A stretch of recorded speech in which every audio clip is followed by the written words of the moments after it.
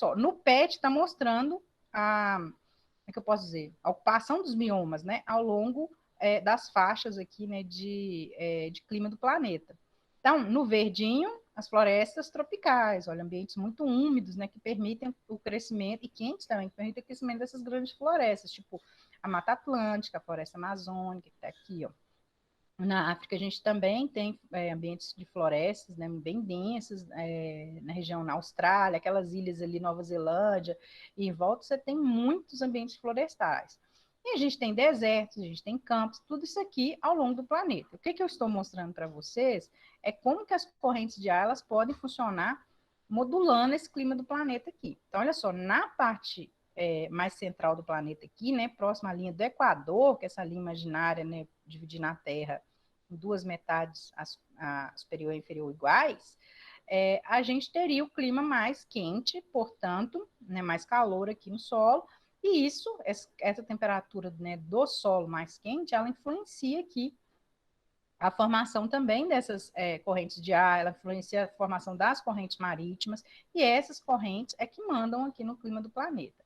Aí, se a gente observar, estava mostrando para vocês aqui, a região de florestas aqui, nessa faixa, por exemplo, aqui que é bastante úmida e recebe, né, maior quantidade de chuva, é uma linha aqui, ó, que a gente tem, ó, ao longo do planeta, que recebe maior pluviosidade, tem maior, né, temperaturas maiores.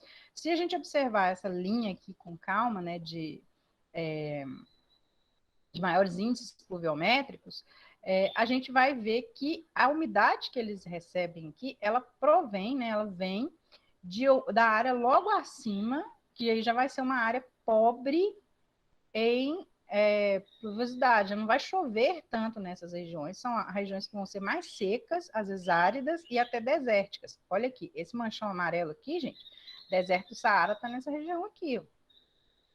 Então, são regiões, lá nos Estados Unidos também, né, que ela tem uma parte mais ao sul dos Estados Unidos, estados que tem muitas áreas desérticas ali, a parte norte do México, então você tem desertos enormes ali, até o pessoal atravessa no deserto, né, quando vai tentar entrar nos Estados Unidos de maneira clandestina. Esses desertos aqui estão na mesma linha de outros desertos que tem mundo afora, e não são necessariamente desertos quentes, você tem outras regiões da Terra que vão ter essa linha aqui, né, imaginária, digamos assim, de formação, de liberação aqui para o ar de grande quantidade de umidade, né, das regiões vizinhas aqui, e em cima dessa região aqui, essas massas de ar, elas passam, como é que eu posso dizer? Elas passam absorvendo mais umidade, então elas chegam aqui meio secas, deixa eu mostrar para vocês a imagem, elas chegam aqui nessa região, isso aqui seria a África, ó, elas chegam, elas descarregam, né, a água que elas receberam nos outros locais aqui do globo. E aí elas vão para essa região sem muita umidade, então elas absorvem a umidade que está, né, no atmosférica, que está ali acima dessas regiões desérticas, elas arrancam mais ainda a umidade, que já é pouca ali, e levam essa umidade para as zonas aqui de baixa pressão, que são os locais que vão ter maior quantidade de chuva. É como se ela pegasse a umidade dessa região, em cima, né, dessa região aqui, da atmosfera, roubasse ela e levasse para outra região. O que acontece é que aí você vai ter esses padrões aqui, né? Olha só, onde está sendo roubada, aspas duplas, né, gente? A umidade na superfície ali, né, na atmosfera, você vai ter a formação de desertos, são lugares que você tem clima muito hostil, clima com pouquíssima chuva, com baixa umidade do ar, baixíssima umidade do ar. Por quê? Porque essa umidade foi levada, né, e formou padrão de chuva numa zona logo abaixo aqui. A mesma coisa acontece em estratos aqui acima. Então, as chuvas caem, né, em localidades aqui, mas é lógico que isso aqui está mais frio, porque aí nós estamos falando de região mais, né, acima lá na superfície do globo, então recebe menos radiação solar.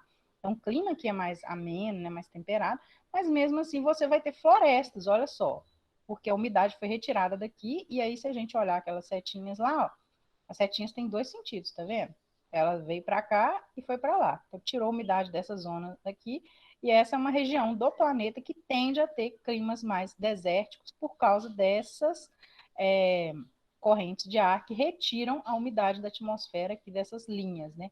E aí depois essa umidade é redistribuída, né, para as linhas acima. E a mesma coisa vai acontecendo, né, ao longo aqui da superfície do globo, e a gente pode observar muito claramente aqui mesmo na região mais ao sul, né, da América Latina, a gente tem locais mais desérticos, mas mais desérticos, mais, como é que eu posso dizer?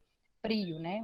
Então, existem desertos não tem gelo, né, cobrindo, mas são desertos que não é quente, né, quase não tem pluviosidade, mas não tem floresta, é um clima muito frio. E, né, lá na Mongólia mesmo, tem uns assim que costuma ter uns documentários na TV a cabo.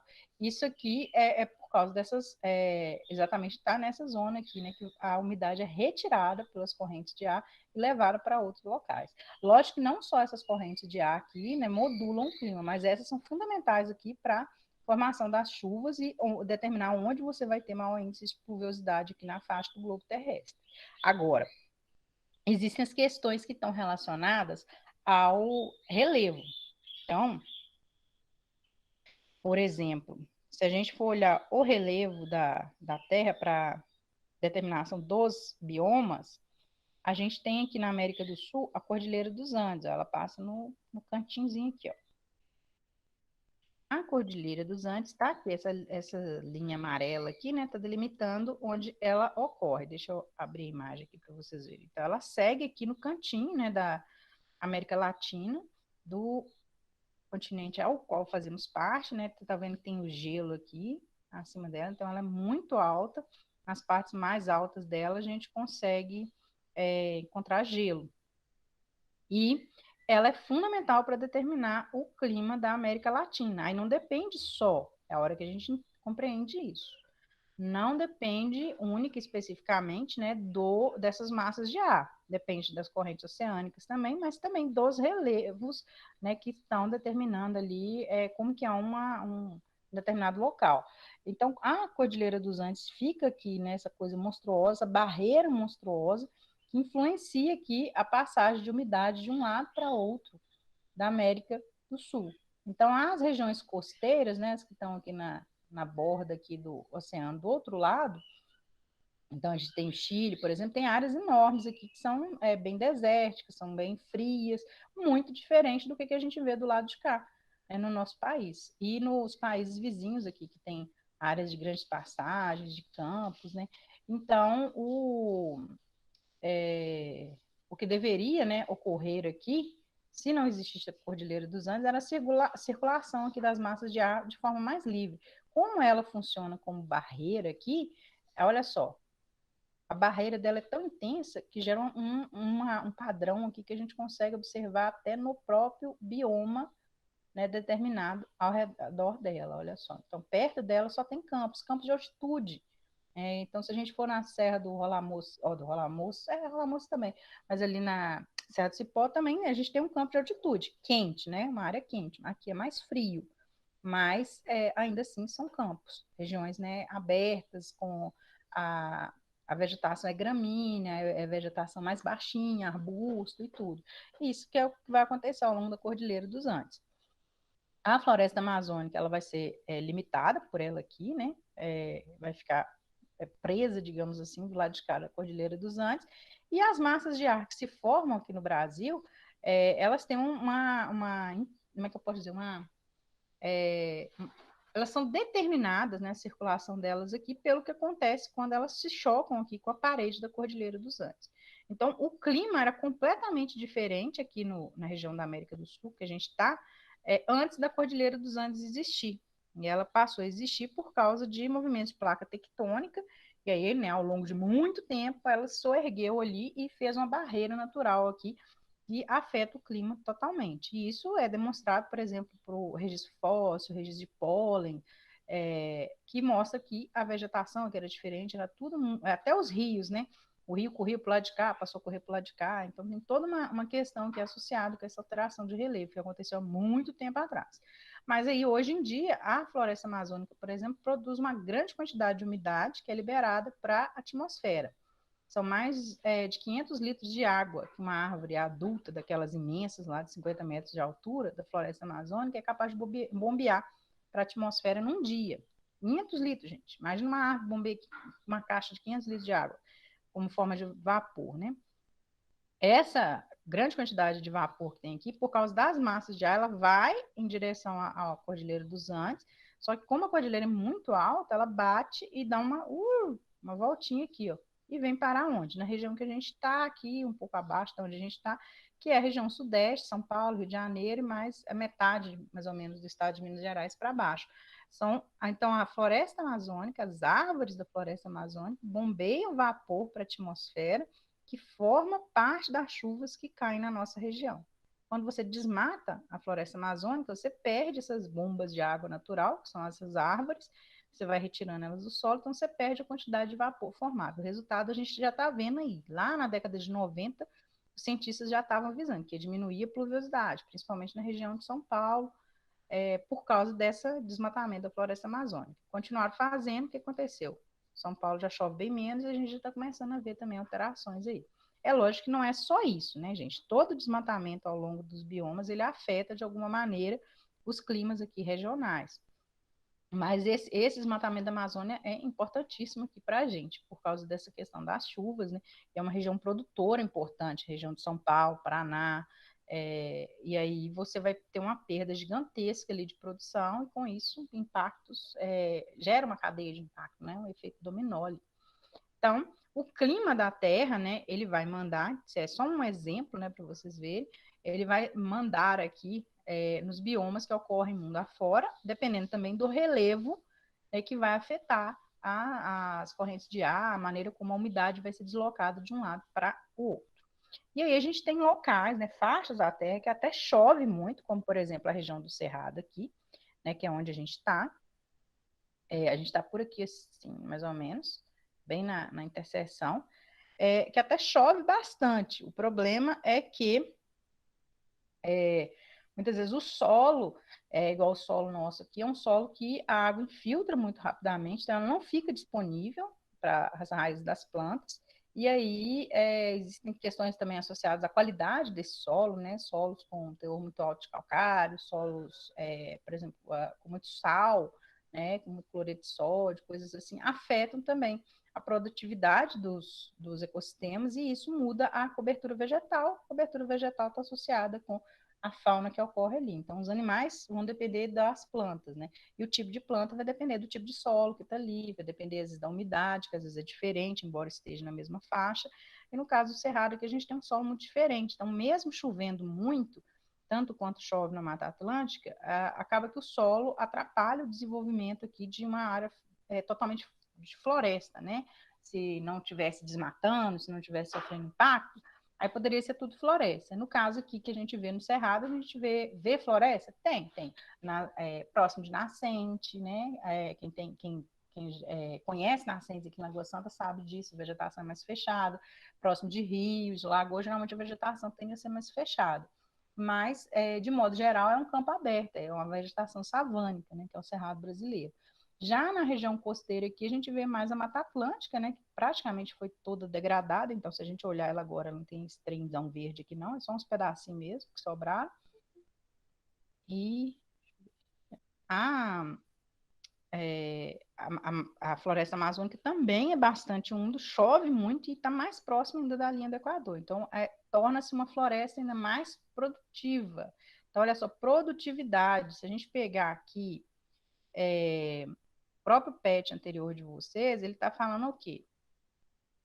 Dos ciclos, tá vendo? O ciclo da água, os ciclos de nutrientes, de uma forma geral. Antes disso, a gente estava falando do fluxo de matéria. Então, toda a estrutura de um bioma, ela depende da produtividade que esse bioma consegue ter. Então, onde chove muito, você tem maior condição de ter florestas. Onde chove menos, o névoa é mais frio, né, as plantas têm uma dificuldade maior para se desenvolver. Se o solo não é bom, as plantas não se desenvolvem bem.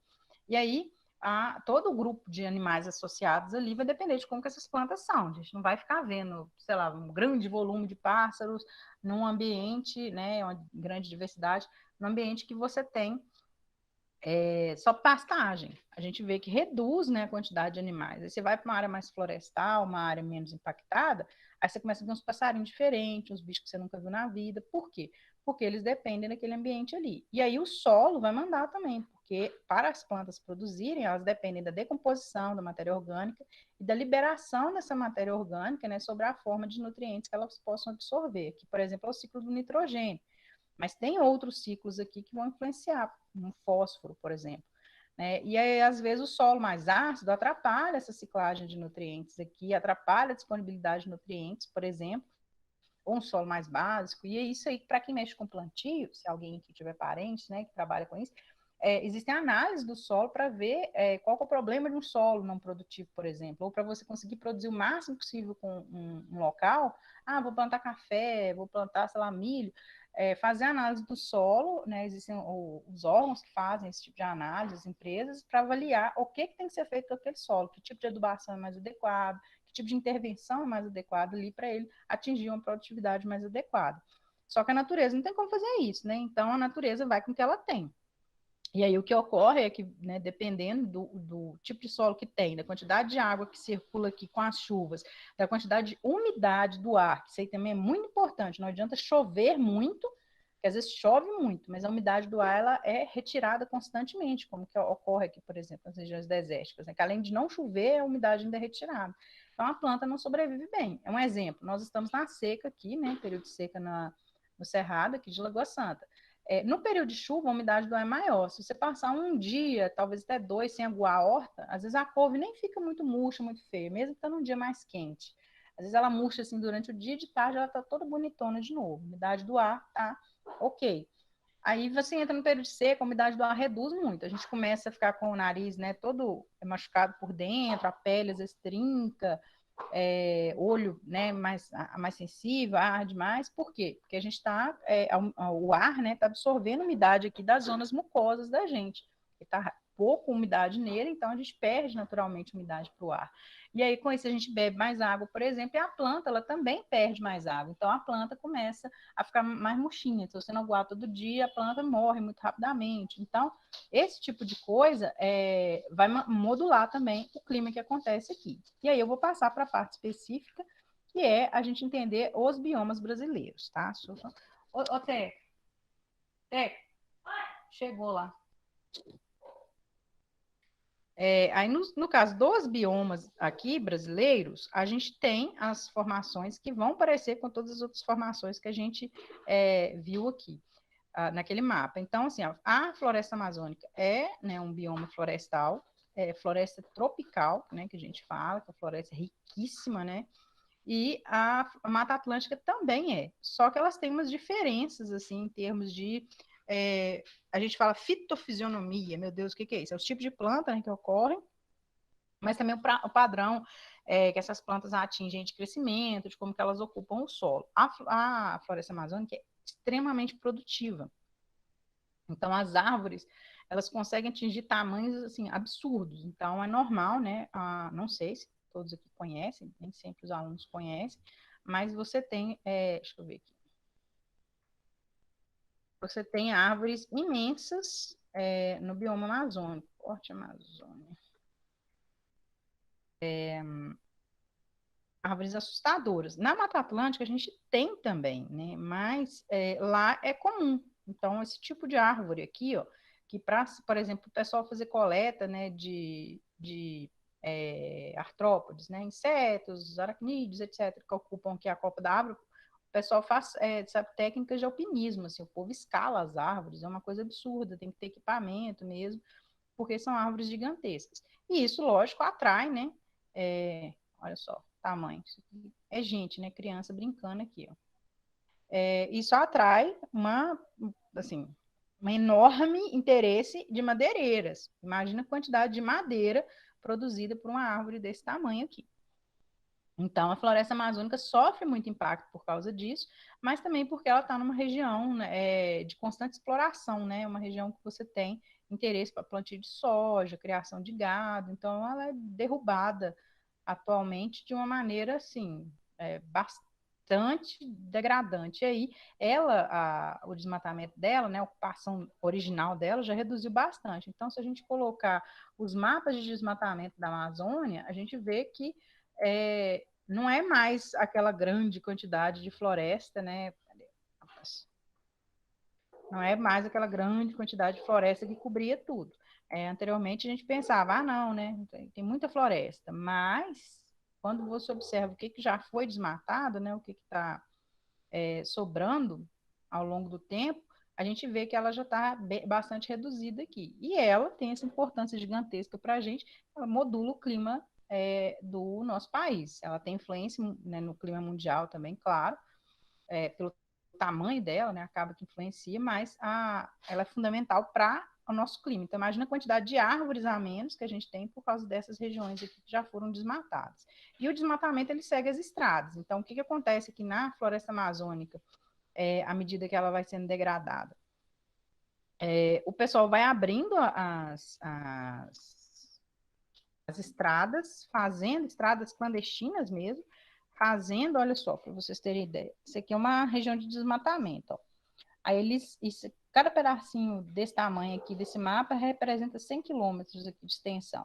Então, eles abrem, né, quem faz o desmatamento na Amazônia, geralmente acessa pelos rios, então desce rio abaixo, né, nas embarcações, e vai abrindo espaço, né, para a construção dessas estradas, trator e etc., invadindo. Então, através dessas estradas, eles vão adentrando para a mata e fazendo a retirada da vegetação. Então, por isso que quando é feito a prisão, né, do pessoal que está fazendo desmatamento, é feito o recolhimento de tratores ali que são utilizados, maquinário super pesado que é utilizado para fazer esse tipo de invasão aqui, para o desmatamento e depois posterior grilagem das terras. Então, é comum que quando a polícia do meio ambiente chegue, né, nessas localidades aqui, às vezes é no meio da mata mesmo. E é super caro tirar esse maquinário de lá, é super complicado. Aí, às vezes, eles até botam fogo e destroem. O pessoal põe na internet, que tá queimando, tá destruindo, podia aproveitar o trator. Mas vocês nem imaginam, às vezes, o quanto de embarcação que é necessário para chegar com o trator naquela região que eles estão. E aí é lógico que eles desmatam muito perto de onde, por exemplo, tem interesse para garimpo, né? Tem interesse para outras coisas ali, ou para criação de gado, que aí eles retiram a vegetação e aí aproveitam aquele local, né, que a vegetação foi retirada para outras coisas. Aí o cara chega, determina, aqui é meu terreno, aí vende, aí vai passando escritura, nem escritura, né, vai passando esse contrato de compra e venda, e no final das contas acaba sendo registrada uma terra que muitas vezes é terra indígena, é terra de proteção, que não deveria estar, né, sendo retirado ali de maneira alguma. Então, essas entradas aqui, floresta adentro, é que vão fazendo com que o desmatamento ocorra. Aí eles desmatam, pedacinho desmata, pedacinho desmata, aí quando vê, já tem uma imensa área aqui com a retirada, né, de floresta. E aí as áreas que são mais altas, as áreas que são mais inacessíveis, elas vão sendo mantidas, mas as áreas que conseguem ser aproveitadas, né, para plantio de soja, para criação de gado, elas vão sendo usadas. E aí o que acontece? A soja de área desmatada já foi até boicotada por países ricos, né? Mas né, a gente falar isso é até errado, mas países desenvolvidos tentam não comprar, não receber tanta soja nessas áreas desmatadas, quanto a própria madeira. Então, por exemplo, os Estados Unidos mesmo agora estava com um barraco lá há pouco tempo, barraco no sentido de bagunça, para não receber uma madeira que era de origem de desmatamento, que veio da floresta amazônica. Então, estava dando altas reportagens aí semana passada a respeito disso. E aí, eles tentam não receber, por quê? Porque sabem que o desmatamento, a retirada da floresta, ela é problemática para o mundo todo, né? Não é um impacto desejável aqui. E a gente tem um ecossistema aqui associado aos rios, né? Que formam o Rio Amazonas, o Rio Solimões, o Rio Negro, e todos os riachos, cachoeiras, etc., que desaguam neles aqui, que é importantíssimo para a manutenção da floresta. Depende dela também. Então, essa região aqui, por exemplo, né, que a gente tem Manaus aqui, que é região muito como é que eu posso dizer? Produz, nem falando em termos de indústria, muito ocupada também, aí você já tem degradação do rio também. Então, tudo isso vai afetando o bioma.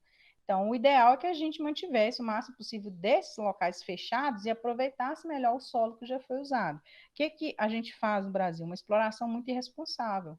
A gente tem que explorar? Tem, a gente tem que plantar, a gente tem que comer, né? O Brasil tem que crescer.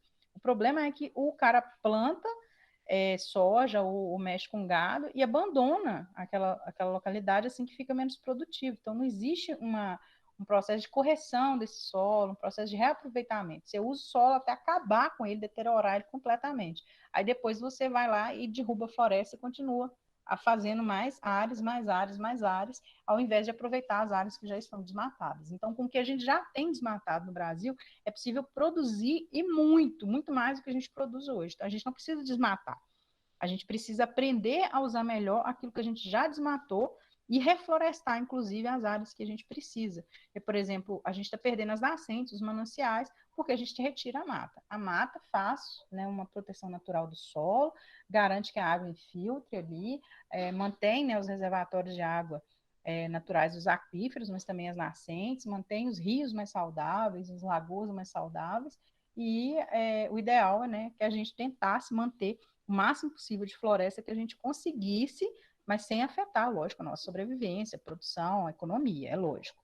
Só que o problema é que falam, não, tem que desmatar por causa da economia. Não, não tem que desmatar por causa da economia. Tem que aprender a produzir direito com o que já existe, né? Caçar, derrubar a mata e piorar a situação, não, porque aí vem o impacto econômico da destruição da mata.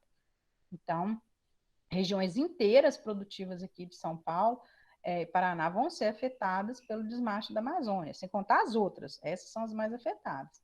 Tirando a Amazônia daqui, você perde no PIB, né, na produção no Brasil, assim, são valores astronômicos, sem contar os outros impactos que a gente ainda não conhece. Então, não se justifica, né, a retirada do bioma.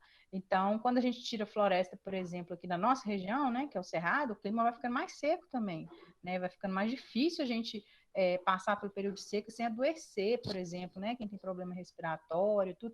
A umidade está menor porque tem menos plantas para liberar umidade para o ar. Então, tudo isso vai prejudicando a saúde, tudo isso tem impacto na economia. Então, preservar aqui o que a gente tem de floresta amazônica é importante. E ela é uma floresta muito úmida, muito quente, e aí o solo dela, por incrível que pareça, é ácido, pouco espesso, então um solo mais superficial e muito pobre em nutrientes e sais minerais. Olha só, gente, essa informação aqui para vocês, levem para a vida, por favor.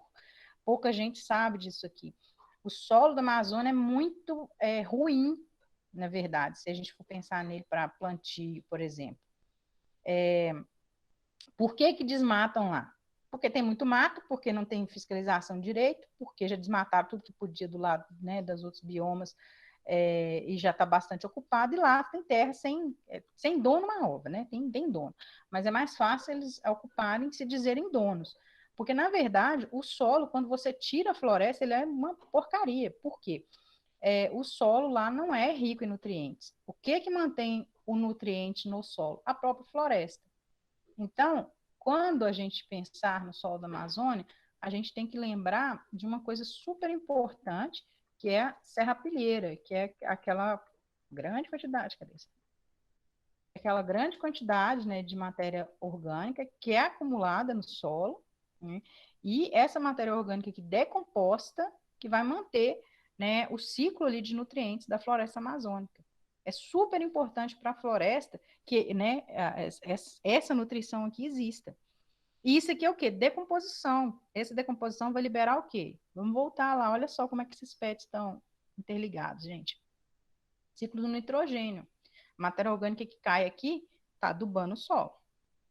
E por que que essa adubação é tão eficiente na floresta amazônica? Porque depende dos organismos decompositores. E a Amazônia é extremamente quente e úmida.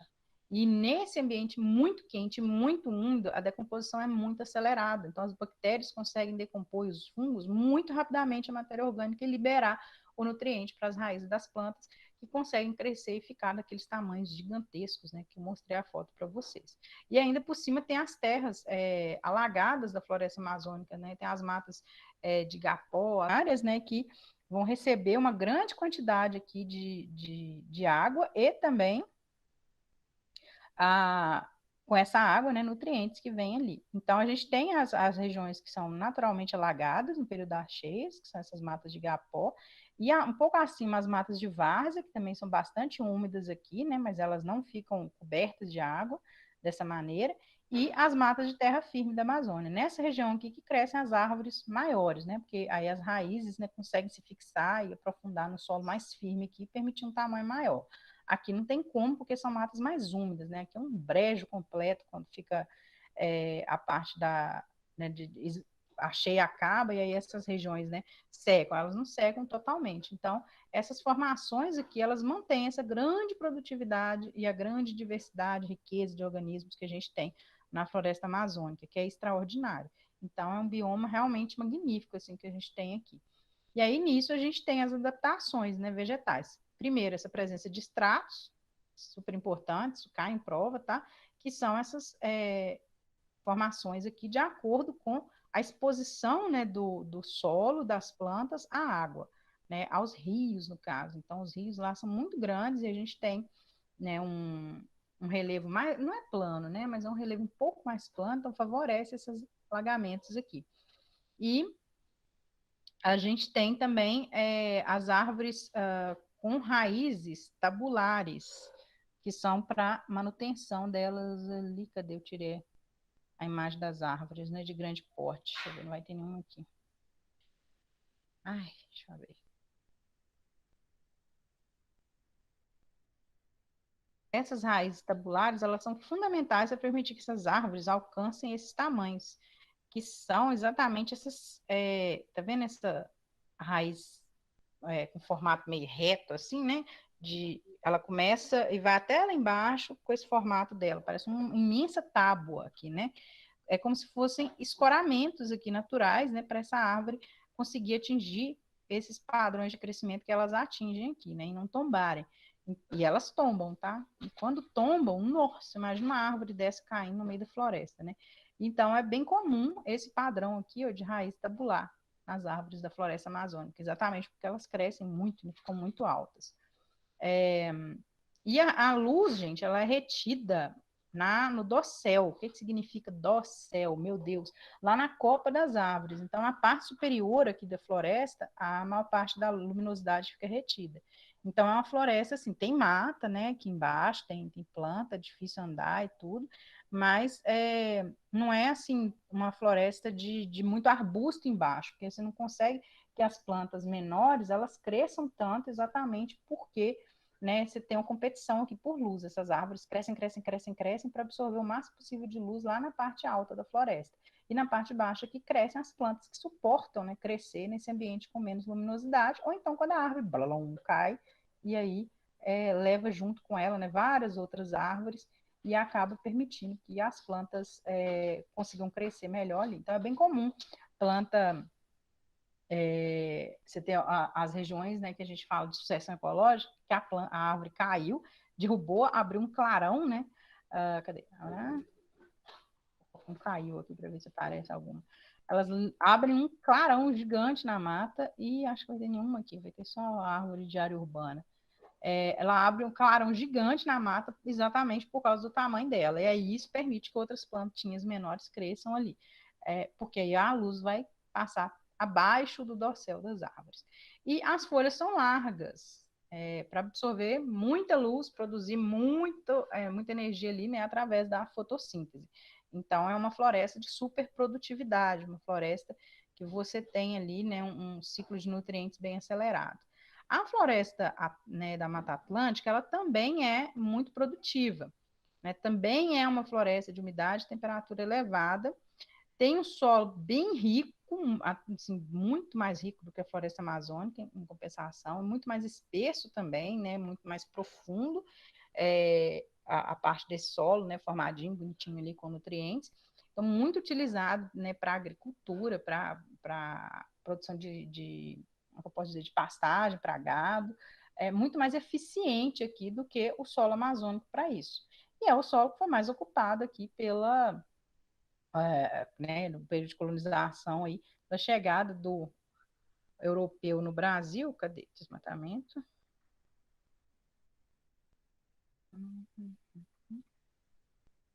Atlântica.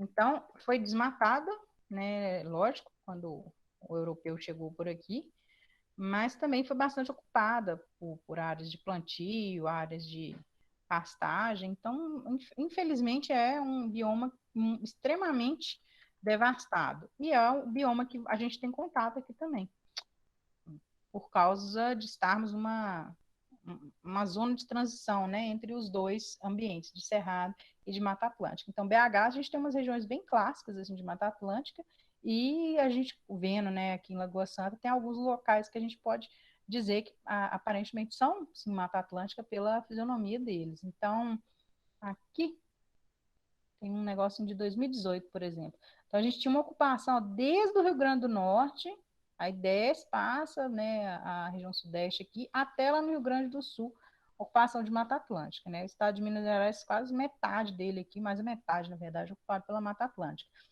Esse negocinho aqui, ó, verdinho clarinho, é o que teria sobrado da Mata Atlântica atualmente. Então, ela é extremamente fragmentada, né? O que significa isso?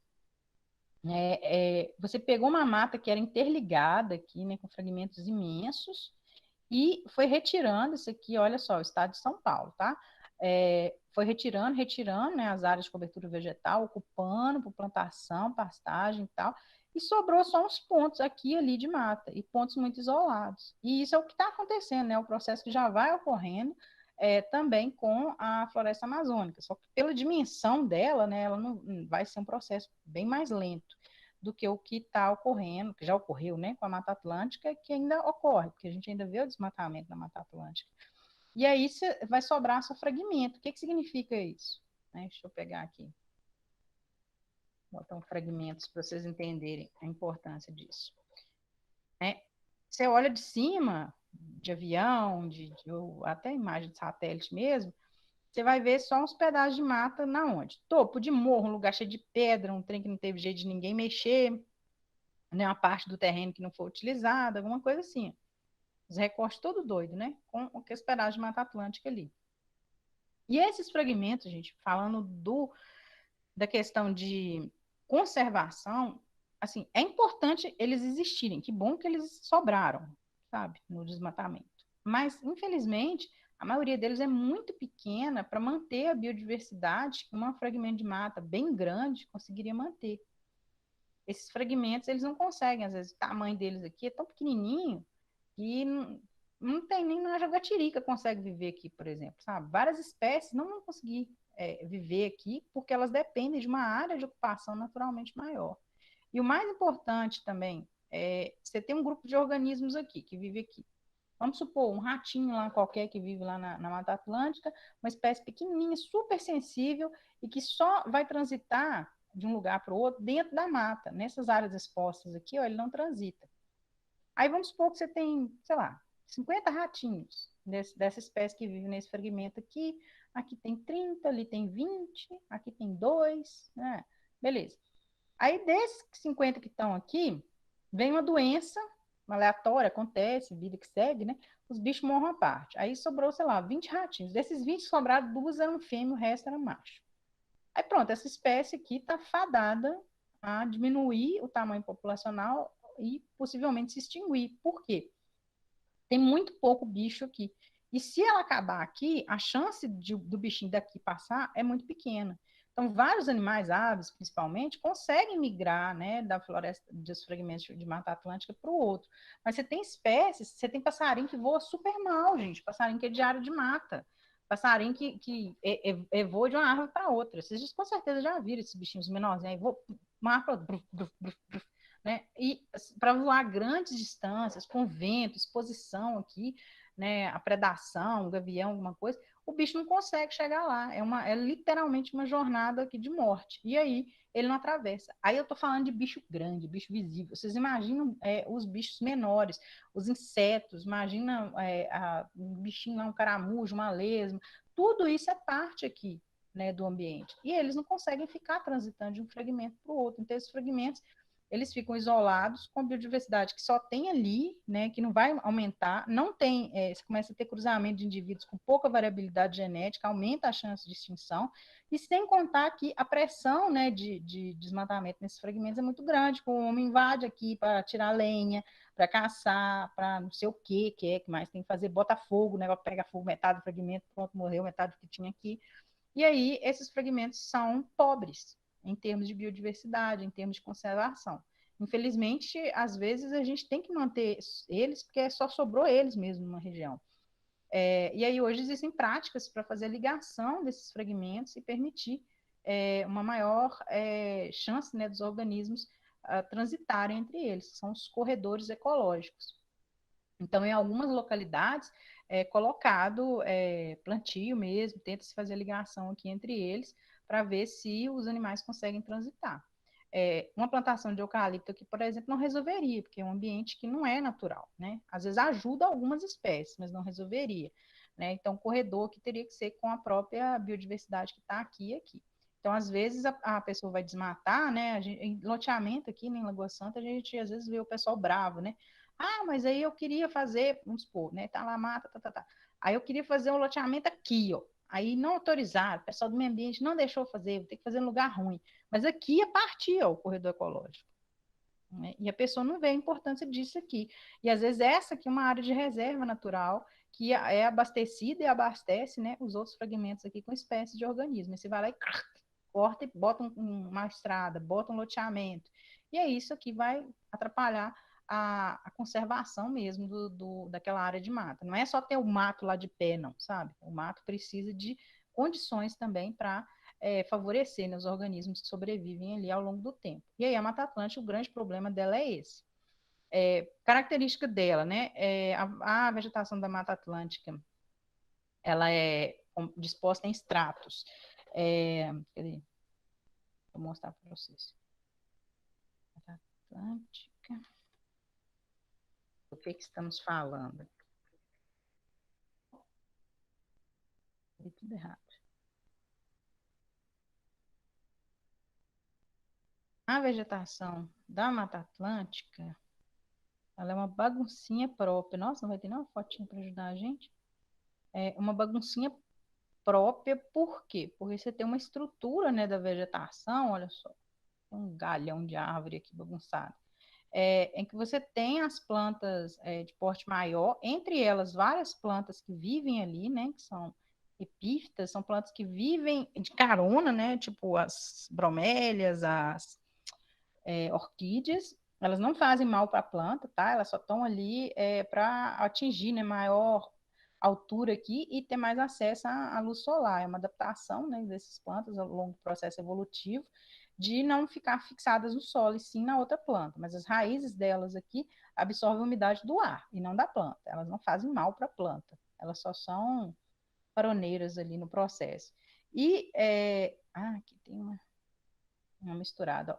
Aí você tem vários tipos de arbustos, vegetação menor, cipó, uma confusão. É uma mata difícil de andar, ela não é uma mata tão alta quanto a floresta amazônica, né? Uma mata tão como é que eu posso dizer, tão ampla a parte de baixo assim dela, entre as raízes das plantas e os troncos, você tem uma área mais ampla ali na floresta amazônica, que você consegue até correr, andar, se deslocar um pouco melhor. Isso na terra firme, né? Perto lá das de Igapó é mais bagunçado.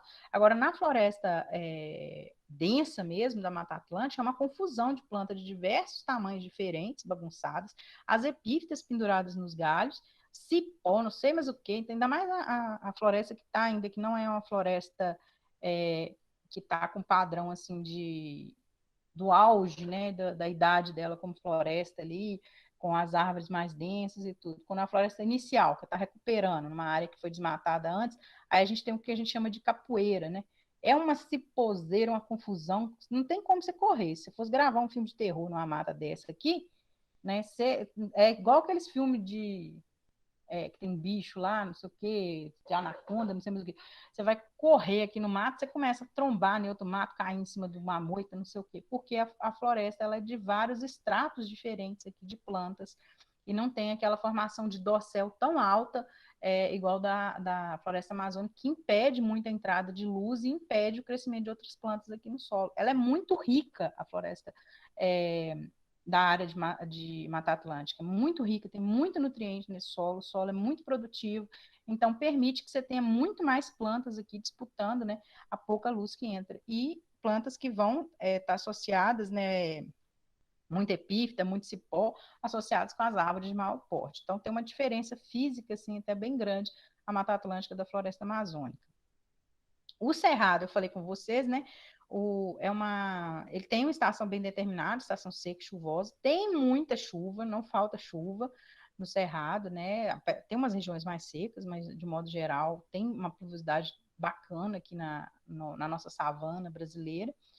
É afetadíssimo pelos incêndios naturais, o que é bom por um lado e o que é ruim por outro. Deixa eu explicar para vocês por quê. Os incêndios, eles são naturais no cerrado, gente. Porque o cerrado tem menos decomposição da matéria orgânica. O cerrado a planta, né, vai perdendo folha, bicho morre, não sei o que, cai no solo. Tem decomposição? Tem. Mas como o solo do cerrado ele tem uma umidade menor, ele retém menor quantidade de água pelo modo como o solo é mesmo, ele é mais poroso à água, a água infiltra mais. Então, você tem menos umidade na superfície ali, e com isso você vai ter menos decomposição. Então, como é que eu posso dizer, as folhas, restos de animais e tudo ali, fica acumulado, tem um acúmulo deles no solo. E aí, a decomposição mais lenta, não é tão acelerada quanto acontece na floresta amazônica, nem na Mata Atlântica, por causa da falta de umidade mesmo.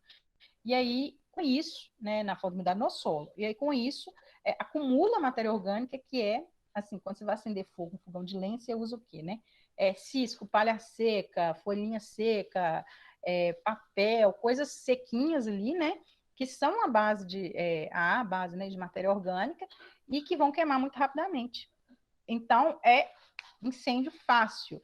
Então, no Cerrado, pega fogo muito fácil. Aqui no Goiás Santo a gente vê muito isso. O pessoal vai queimar um lixo lá no terrenozinho, o troço pega fogo, vai na mata, queima tudo, aquela bagunça, e deteriora a qualidade do ar, libera um monte de substância ruim no ar para a gente, porque os incêndios acontecem mais na época de seca, né?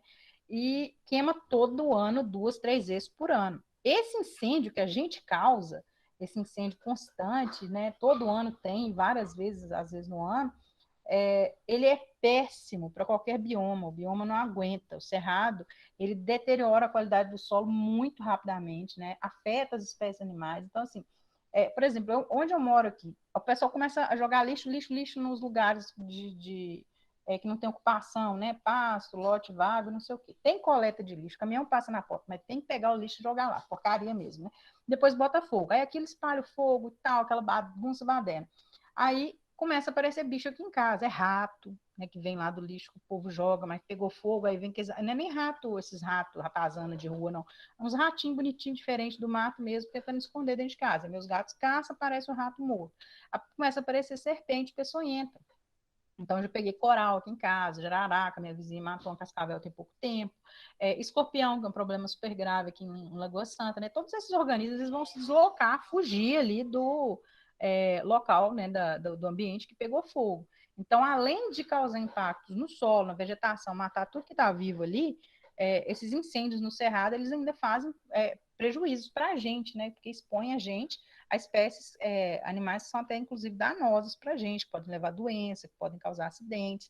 Então, a gente tem que pensar muito antes de colocar fogo, porque o cerrado é, por si só, um local que favorece a propagação de incêndios. Aí, se no ambiente natural, se não tem interferência humana, o cerrado vai ficando 1 ano, 2 anos, 5, 6, sem pegar fogo, aí cai um raio durante um iníciozinho de um temporal, pega fogo, queima aquilo tudo, destrói, né, aquela vegetação toda, e é natural, porque é natural o fogo no cerrado, mas é natural ocorrendo como? Né? Naturalmente, ocorrendo a partir do momento que você tem matéria orgânica suficiente para desencadear o fogo numa situação normal dessas, né? De um raio, por exemplo, que é super comum de acontecer nas áreas que a gente não tem tanta influência humana. A gente vai lá e põe fogo direto, e aí está acabando com o bioma.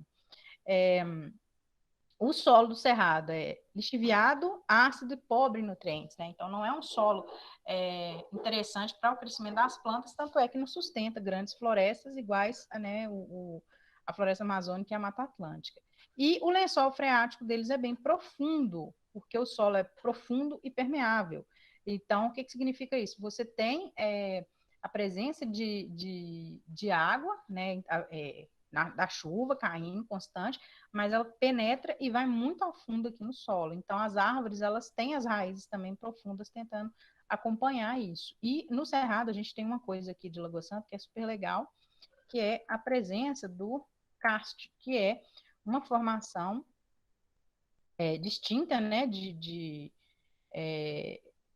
o solo com padrão calcário, que é poroso, que permite a água ir infiltrando, e a água vai escavando aqui e fazendo galerias internas e grutas, né, imensas. Então, isso que acontece aqui em Lagoa Santa, né, de existir a presença de grutas na região que a gente está, essas grutas calcárias maravilhosas, é por causa do padrão ali de formação. Então, o solo é formado basicamente por rochas, né, calcárias, e essas rochas elas são degradadas pela água ao longo do tempo e formam esses sistemas cavernosos. E a água vai ter, inclusive, sumidouros, né? Rios e lagoas inteiros que desaparecem para dentro do chão. Por quê? Porque existem essas galerias internas. E isso aqui, essa água, né, ela acaba escoando e abastecendo lençóis freáticos e também os aquíferos, que são super importantes para armazenar água potável, né?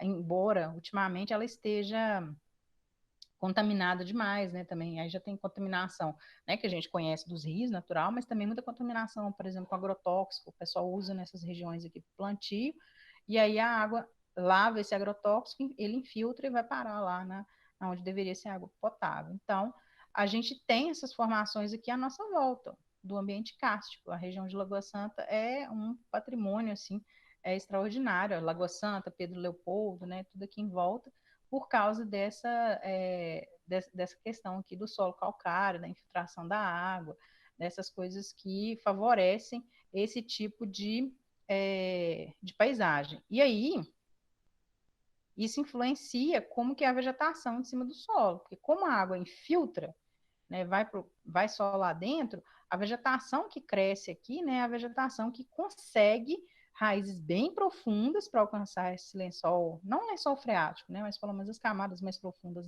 aqui do solo, onde vai ter mais água disponível também, e uma vegetação que consegue lidar com esse solo pobre, esse solo ácido, esse solo diferente aqui. Então, geralmente é uma vegetação retorcida, né, mais aberta, mais esparsa, parece, né, pastagem, assim, com alguns locais que a gente tem umas arvorezinhas mais retorcidas, mais sofridas ali, tentando sobreviver nesse ambiente de cerrado, que tem, né, um verão e um inverno bem marcados, assim, com seca e chuva. E aí as árvores são esparsas, e como eu falei, retorcidas, a casca também delas é grossa, e as raízes, né, subterrâneas bem desenvolvidas. É o padrão que a gente vai ver nas adaptações de planta de cerrado.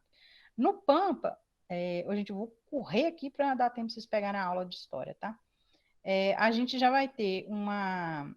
É um campo, tá? A região dos Pampas. Pampas gaúchos lá. Pampa. Para vocês. É o que a gente acha que é um pasto, né? Mas lá é natural. Não é que alguém desmatou e fez o pasto, não, tá? É assim mesmo. Tem algumas árvores espalhadas e gramíneas naturais, né? Gramíneas nativas que ficam ali. Lógico que é afetado por gramíneas exóticas, por exemplo, a braquiária, né, que a gente usa nos nossos pastos, ela não é nativa do Brasil, ela é vinda de fora, né, ela é uma planta africana. E a gente planta muito ela. Então, mistura, né? Aqui também mistura nos nossos campos rupestres, igual tem na região da Serra do Cipó, é campo seco, né? Mas é campo também. Mistura as plantas, né, que vêm de fora, plantas que causam impacto, que detonam com a vegetação nativa. Mas a região dos Pampas, basicamente, é desse jeito aqui, natural mesmo, mesmo quando não é com as plantas trazidas de fora. E aí é um clima temperado, é mais frio, né? Isso pode até gear, e chuva ocorre, mas é mais moderado. E aí, gramíneas e mata você vai ver mais próximo de rio, local úmido, e mesmo assim não são matas muito grandes, né?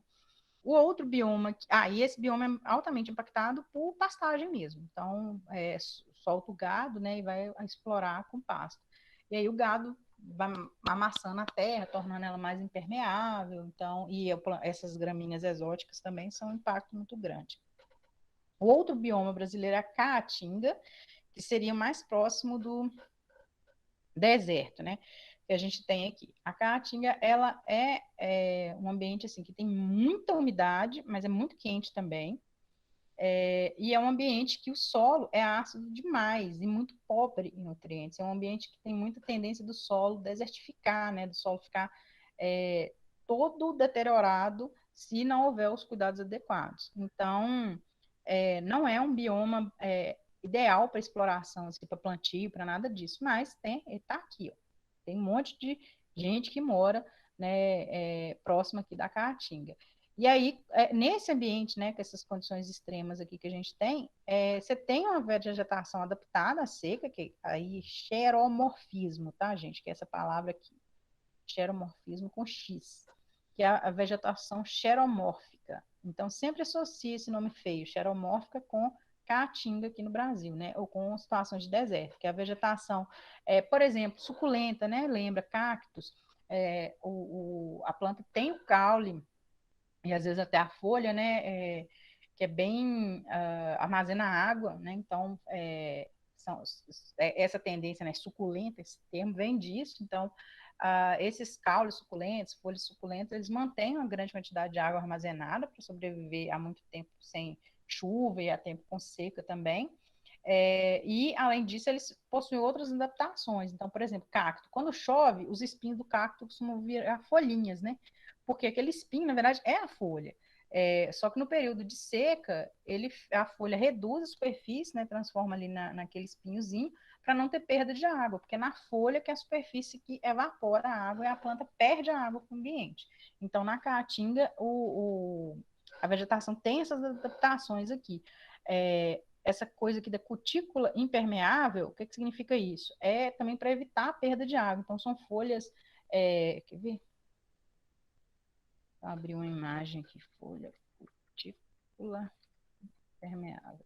São folhas que têm menos chance ali, né? Às vezes até o caule mesmo, tem menos chance de ter perda de água para o ambiente. E aí elas costumam ser umas plantas mais brilhantes, umas folhas mais. Cadê? Ai, não, isso aqui é de roseira. Cadê? Tem umas. Às vezes a folha é até meio grosseira. E diferente para poder evitar mesmo a perda de água para o ambiente. Nossa, o Google Imagens está ruim aqui de cutícula impermeável. Tá ruim mesmo. Mas essa cutícula impermeável, ela garante que a planta não fique, né, suando, porque a evapotranspiração, que é a perda de água, é, na verdade, o suor da planta, né? Só que não por glândula sudorípara igual a gente acha. É glândula sudorípara igual a gente tem. Tá vendo? Essa folha, pô, só ter esses plantinhos em casa. É uma folha mais dura, assim, diferente. Ela não é aquela folha molinha, né? É mais tenra. E ela é impermeável, que é a perda de água. E aí, que mais? Os estômatos, que são buraquinhos que tem na superfície da folha. É bem legal os estômatozinhos. Tem eles aqui. Estômatos. É estômato mesmo, tá, gente? Não é estômago, não. Os estômatos, eles são furinhos, ó, que tem na superfície da planta. Lógico, são microscópicos, né? Tá vendo? Cada coisinha dessa aqui, ó, é um estômatozinho. Esses furinhos a gente não enxerga eles, né? Mas quando, por exemplo, tem orvalho, né, de manhã, eles estão abertos lá, bonitinhos, permitindo, né, a entrada, a saída de água e etc. Mas aí, quando está no auge do calor, no meio-dia lá, o sol, eles fecham, para evitar mesmo a perda de água para a atmosfera, né, para o ar. E aí, no caso da caatinga aqui, os estômatos, eles são escondidos, então, às vezes a folha tem uma nervurazinha, o caule tem uma coisa, eles são mais escondidos possíveis e muito poucos estômatos também na superfície da planta, para evitar mesmo a perda de água. E as folhas, muitas, né, são espinhozinhos, são coisas bem discretas. O caule da planta é verde e as folhas não fazem, né, aquela folha tradicional. Então, o cacto, quando chove, eu não sei realmente se vocês viram. Cacto com folhinhas. Vamos ver se aparece aqui.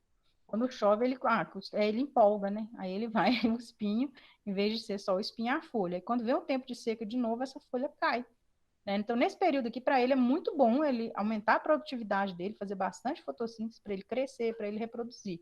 Mas se vem o tempo de seca em seguida, é melhor ele perder essas folhas, porque isso vai garantir, né, que ele não tenha perda excessiva de água no ambiente. Mas tá lá na minha casa, eu agou ele todo dia, por que tá fazendo isso, gente? Bom, ele é adaptado ao ambiente extremo, então às vezes a própria quantidade de luz do dia, o tempo que fica, né, que amanhece e que o dia termina, que determina, às vezes, esse padrão aqui, que os hormônios lá da planta garantem que isso aconteça ou não. Às vezes não é só a presença de umidade, não é só a água que você coloca, porque as estações do ano, elas mandam isso, né? Fica mais tempo de dia, mais tempo de noite. E aí isso aqui pode mudar, né, para a planta e ser o suficiente para ela ter folhinhas, né, no caso do cacto, ou não ter folhinhas, mesmo você aguando. Mas, geralmente, quando a gente agoa sempre um cacto, né, sem matar ele por excesso de água, porque isso pode acontecer também, ele libera essas folhinhas bonitinhas. E aí, olha só, as suculentas, né, são plantas adaptadas tanto quanto os cactos. Então, qualquer folhinha que sem vergonha que você molhar, ela brota outra planta, né, e gera uma plantinha nova mesmo. Você coloca ela lá no solo, ela vai desenvolver. Então, tudo isso aqui para que quando você tenha chuva, a planta tenha maior condição de se desenvolver, reproduzir